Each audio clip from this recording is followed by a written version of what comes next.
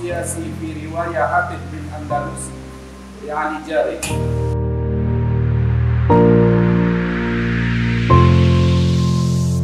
Bismillahirrahmanirrahim. Assalamualaikum warahmatullahi wabarakatuh. Saya Dr. Zulhelmi MHSJ, Ketua Program Studi Bahasa dan Sastra Arab pada Fakultas Adab dan Humaniora Universitas Islam Negeri Aramiri, Banda Aceh. Dalam kesempatan yang sangat singkat ini, melalui video yang ada di channel YouTube kami ini, saya ingin menyampaikan beberapa informasi penting dalam rangka memperkenalkan prodi kami kepada khayalak ramai. Yang pertama mengenai dengan visi prodi kami, yaitu menjadi pendidikan tinggi yang menyelenggarakan pengajaran, pendidikan, penelitian dan pengabdian kepada masyarakat yang unggul dan terkemuka dalam bidang bahasa dan sastra Arab berdasarkan integrasi ilmu-ilmu pengetahuan dengan nilai-nilai keislaman pada tahun 2030 di level internasional. Itu visi kami. Ya.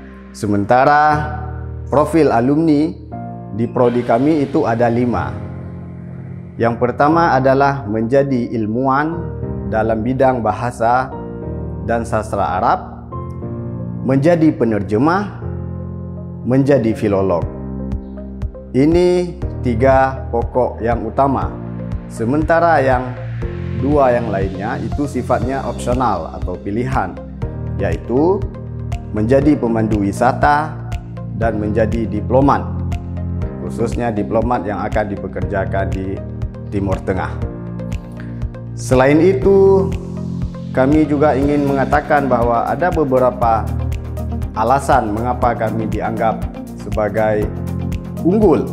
Yang pertama, dosen-dosen yang menjadi SDM atau sumber daya manusia yang mengajar di prodi kami ini adalah alumni lulusan Timur Tengah, seperti alumni Universitas Al-Azhar di Kairo, Mesir, ada alumni dari Sudan, ada alumni dari Pakistan, dan juga ada alumni dari dalam negeri.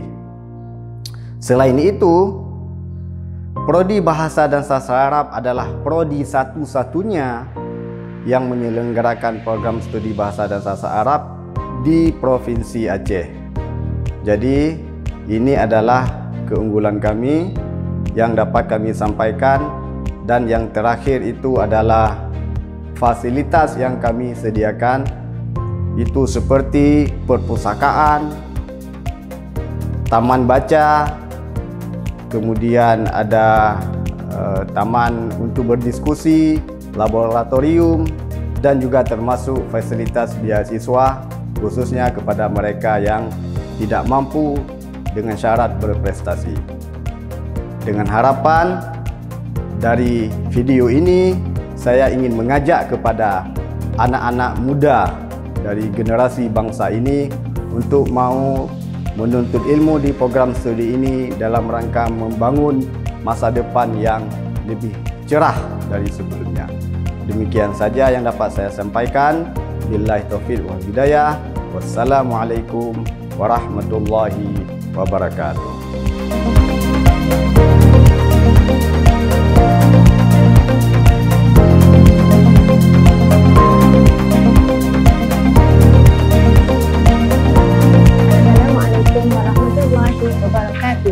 Nama saya Faiza binti Muhammad Fauzi. Saya berasal daripada Kuala Lumpur, Malaysia. First saya datang sini pada tahun 2016. Saya masuk dekat sini selepas saya belajar SD3 di Universiti Islam Pahang Sultan Ahmad Shah. Saya berada dekat sana selama 3 tahun dan saya sambung dekat sini. Yang pertama saya sambung di sini kerana satu adalah Universiti UIN Arani Bandar Aceh adalah universiti yang paling terpilih di Malaysia. Kalau untuk pelajar Malaysia yang nak datang belajar di luar negara, inilah adalah pilihan yang pertama untuk kami. Dan pilihan saya untuk masuk ke Prodi Bahasa dan Sastra Arab kerana saya suka bahasa Arab. Salah satunya bahasa Arab adalah bahasa yang buat kita pandai lebih daripada salah satu bahasa, dan kita boleh pandai dua bahasa. Bila kita pandai dua bahasa, peluang pekerjaan sangat luas untuk kita bekerja. So itulah keunikan bahasa Arab yang saya pilih.